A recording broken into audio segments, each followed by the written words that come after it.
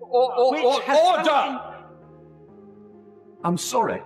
Has to be linked to the trade question. This is completely off beam. I'm sorry, but we've got to stick to the question. As important as the matter is, and quite rightly, you wish to get out, this is not the question to do so. And now, I'm sorry. Well, I'm going to make the judgment, and the judgment so far it's not. We're wasting time for the member. Does he understand? Does he understand why the people of these islands, especially those of us in Scotland, treat him with such contempt? The unimaginable unfolded in Westminster as Prime Minister's questions spiraled into pure disorder. What started as a standard session detonated into a calculated political strike that left Keir Starmer visibly shaken, the Speaker fighting to restore order, and the House of Commons roaring with noise, jeers, and outrage. This was far beyond routine criticism. It was a crushing public takedown delivered live before the nation. As MPs filled the chamber, the tension was already thick.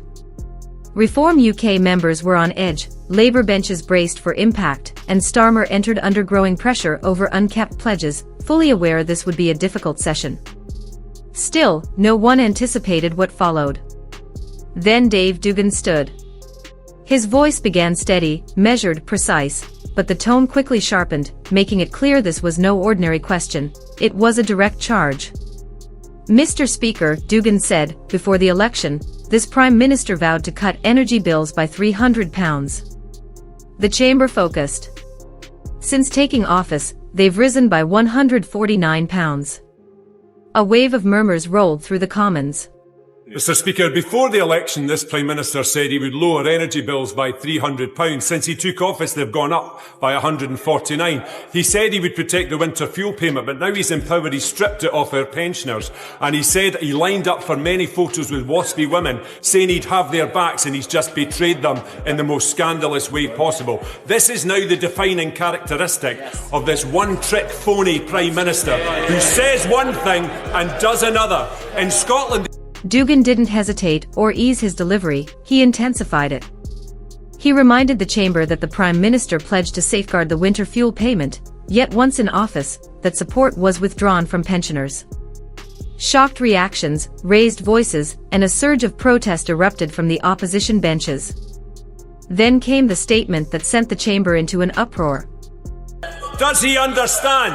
Does he understand why the people of these islands, especially those of us in Scotland, treat him with such contempt? They used to ask those questions.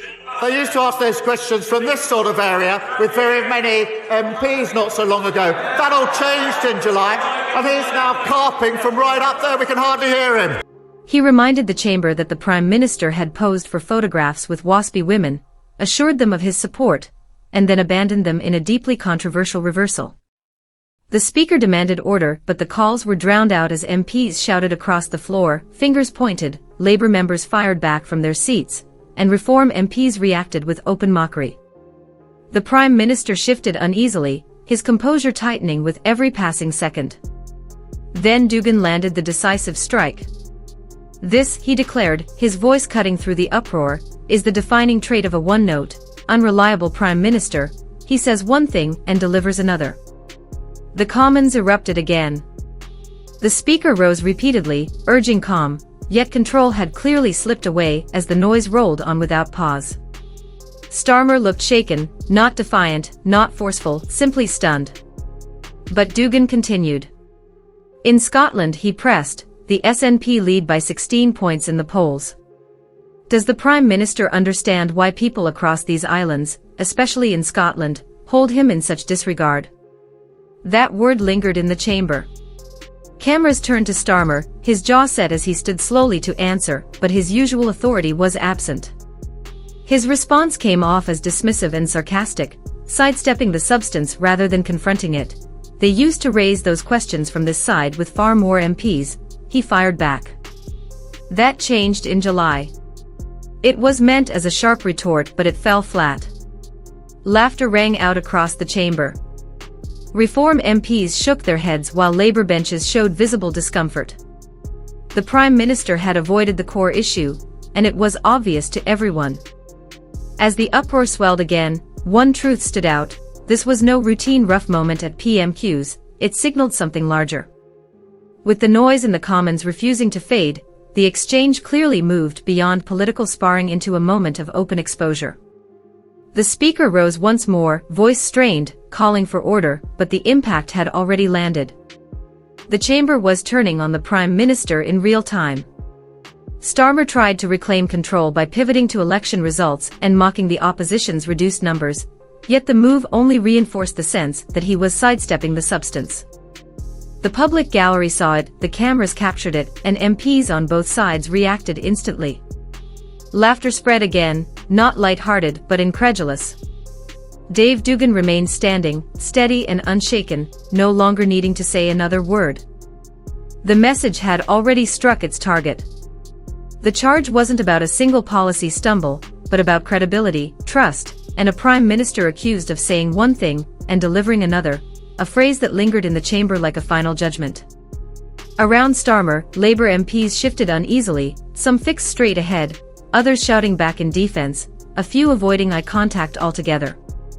This was the kind of scene party strategists fear most, not for its volume, but for its clarity. The Speaker again urged calm and decorum, his own strain visible as the Commons edged toward open disorder. What was meant to scrutinise leadership had morphed into a direct test of Starmer's authority. Energy costs, pension support, campaign promises, Scotland, each point layered onto the last, forming a pattern impossible to dismiss. The accusation wasn't error, but abandonment, a leadership built on assurances no longer honoured. Starmer tried to reclaim confidence, raising his voice to brush off the criticism as political noise, but the reaction was unforgiving. Shouts drowned him out, Reform MPs smirked, others jeered openly. For any Prime Minister, this is the worst-case moment, speaking without being heard, answering without being believed. The Speaker intervened once more, calling for order, but by then the story had already broken free of the chamber, clips were already circulating, lines already spreading, and beyond Westminster viewers watched a Prime Minister struggling to assert control. What made the scene so powerful wasn't just the intensity, but the contrast. Dugan spoke with precision and focus, while Starmer appeared guarded, reactive, and increasingly alone. The phrase, one note, unreliable, surged across social platforms, seized upon by commentators, defended by supporters, and amplified by critics, yet across loyalties one fact stood firm: the exchange cut through the usual PMQs haze. The chamber sensed weakness. As proceedings continued, the strain lingered. Each response from Starmer drew louder interruptions, every deflection was noted, every pause magnified. This was no longer about a single question, but about whether the Prime Minister still held authority in the very room meant to scrutinize him. And with PMQs still in motion, the most difficult moments might not have passed. As the session edged toward its close, the mood inside the Commons had shifted entirely. This was no routine parliamentary drama, it felt like a pivot point where command visibly wavered. Starmer remained on the front bench, yet his presence no longer commanded the room. Whenever he stood, murmurs swelled before he could complete a thought. The confidence he attempted to project clashed with the reality unfolding around him. MPs sensed an opening and pressed harder, while the Speaker's patience showed clear signs of strain. Calls for order rang out again and again, but their force was fading. When the Speaker cannot secure silence, it points to something deeper, a chamber no longer moving to the usual rhythm of control, and that loss reflected directly on the Prime Minister. What made the episode especially damaging for Starmer was its simplicity.